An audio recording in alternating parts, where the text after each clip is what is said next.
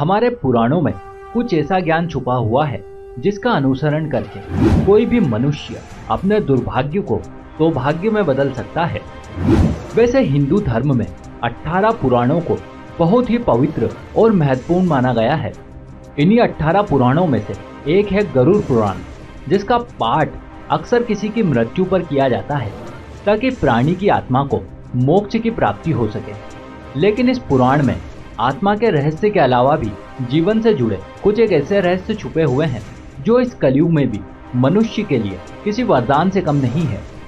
इस पुराण में कुछ एक ऐसी बातों का उल्लेख किया गया है जिन्हें प्राणियों के लिए वर्जित माना गया है, और यदि फिर भी कोई उन्हें जाने या अनजाने में करता है तो निश्चित तौर पर उसकी बर्बादी संभव हो जाती है।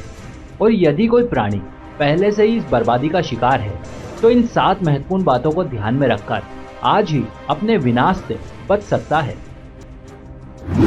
गरुड़ पुराण के नीतिसार में कहा गया है कि शत्रुओं से निपटने के लिए सतर्कता और चातुर्य का सहारा लेना चाहिए। कुछ शत्रु हमें लगातार ही नुकसान पहुंचाने का प्रयास करते रहते हैं। ऐसे में यदि हम चतुरता नहीं दिखाएंगे तो हमें अपने व्यापार पेशे अथवा किसी भी अन्य रूप से नुकसान उठाना पड़ेगा। इसलिए इस पुराण में बताया गया है कि जैसा हमारा शत्रु होगा ठीक उसी ढंग से उसकी पहचान करके उसके अनुसार हमें अपनी कुटिल योजनाओं का उपयोग करके उस पर काबू पाना होगा। यदि आप अमीर या सौभाग्यशाली बनना चाहते हैं तो जरूरी है कि आप साफ सुथरे, सुंदर एवं सुगंधित वस्त्र पहने। गरुड़ पुराण के अनुसार उन लोगों का सौभाग्य नष्ट हो जाता है जो गंदे वस्त्र पहनते हैं। ऐसे लोगों के पास कभी भी लक्ष्मी नहीं आती है, उनके घर दरिद्रता का निवास हो जाता है।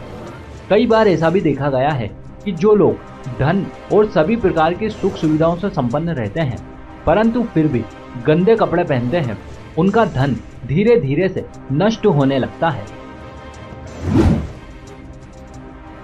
कितना ही कठिन से कठिन सवाल हो, विद्या हो अथवा याद करने की कोई बात ही क्यों ना हो, सतत अभ्यास से उसमें पारंगत हुआ जा सकता है। इसके ठीक विपरीत यदि अभ्यास का अभाव हो तो अच्छी से अच्छी विद्या भी एक दिन नष्ट हो जाती है और हमारा मन और मस्तिष्क उन बातों को भूलने लगता है। इसीलिए इस पुराण में बताया गया है कि ज्ञान और विद्या को सुरक्षित रखने के लिए हमें सदैव उनका अनुसरण अथवा अभ्यास करते रहना चाहिए। भोजन ही हमें ताकत देता है और भोजन ही हमें रोगी भी बनाता है, अर्थात भोजन ही हमारी शरीर की ऊर्जा का मुख्य स्रोत है। हमें आधी से ज्यादा बीमारियां भी इसी वजह से होती है, परंतु यदि हम संतुलित भोजन करें तो हमें निरोगी काया प्राप्त होगी।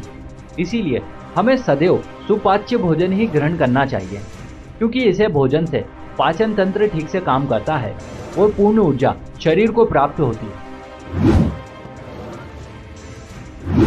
एकादशी व्रत को ग्रंथों और पुराणों में श्रेष्ठ बताया गया है। गरुड़ पुराण में इसकी महिमा का विस्तार से बखान किया गया है।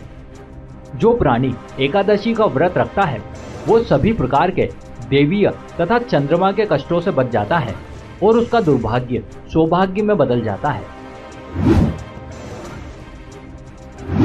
तुलसी की महिमा का बखान लगभग सभी पुराणों में भली प्रकार से किया गया है। तुलसी के पौधे को घर में रखने से किसी भी प्रकार की नकारात्मक ऊर्जा स्वतः ही नष्ट हो जाती है। इतना ही नहीं, यह पौधा जिस घर में होता है उस घर में सौभाग्य आने लगता है और कई अवरुद्ध रास्ते खुल जाते हैं। इसका प्रतिदिन सेवन करने वाले प्राणी को कोई भी रोग नहीं होता है।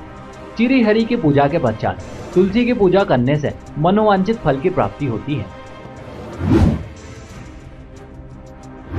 किसी भी देवी देवता या धर्म का अपमान करने वालों को एक दिन जिंदगी में निश्चित रूप से पछताना पड़ता है।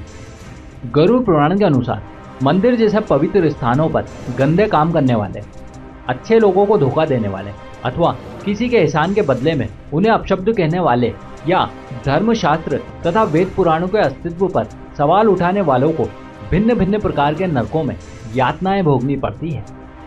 तो मित्रों, हम उम्मीद करते हैं कि आपको भी समझ आ गया होगा कि सौभाग्य को पाने के लिए आपको किन किन बातों को ध्यान में रखना चाहिए। इसी के साथ हमारी आज की जानकारी भी यहीं समाप्त होती है। हम उम्मीद करते हैं कि आपको ये जरूर अच्छी लगी होगी।